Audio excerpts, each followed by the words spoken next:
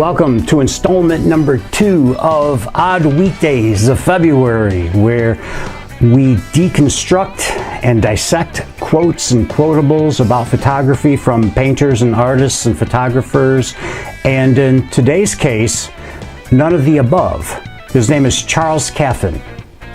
Let me introduce you to Charles Caffin.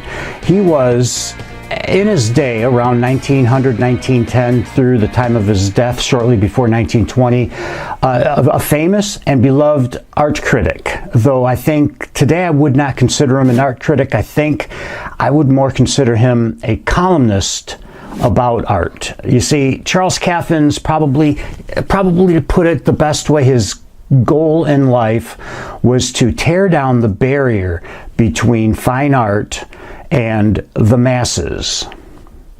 Fine art kind of considered something that is for the elitist, and Charles Caffin wanted nothing to do that. So in fact, he wrote several books on how to appreciate art, and this is where this quote comes from, one of his books. The purpose of composition is not only to suggest some scene of nature, but to make the composition itself a source of pleasure to our sense of sight. What a picture is about is of much less importance than the way in which the subject is treated. This notion of subject matter versus composition, very common, always has been throughout the history of art. I wish I knew where this one came from. I read it somewhere, jotted it down. I don't know who said it, but it went something like, the subject matter should not tell the story, but rather the subject matter should be the interpreter of the artist's story. So before we continue here, let's define composition, because I think we've kind of gone astray with photography and composition. Composition means literally and simply putting several things together so as to make one thing out of them. So in photography, we've kind of gone a little astray when it comes to composition, because a lot of times it is merely referencing, selecting the part that's in front of us that goes in the viewfinder and a little more. We'll learn more about John Ruskin later on in the series, but I also want to introduce you to somebody else to kind of back up a little bit what Charles Caffin is saying. His name is Arthur Hammond, so we'll go back to voiceover and words on the screen with music in the background, so let's fade to black. No, wait.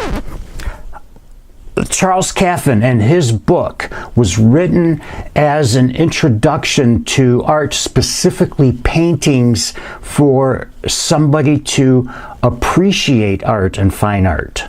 This book by Arthur Hammond, he is addressing photographers interested in artistic photography specifically.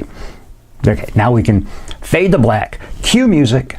We must try to disregard the actual subject of the picture to some extent.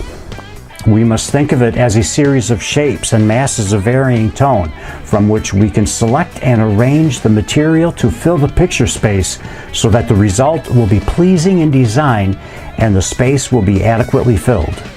If we're hearing this for the first time, it seems a little disturbing, because our experience with looking at pictures, be they paintings at an art gallery or photographs on Instagram, we are drawn immediately to the subject matter, and that's usually how we exit the painting or the photograph. And what Caffin is emphasizing to the masses in terms of art appreciation is there's really a lot more going on here. Appreciate the way the pieces come together and tell a completely different story that is just pleasing in itself without a subject matter. Now tomorrow we will go to a photographer, his name Henry Cartier-Bresson. So this is the Odd Weekdays of February. We'll catch you next time. Bye-bye.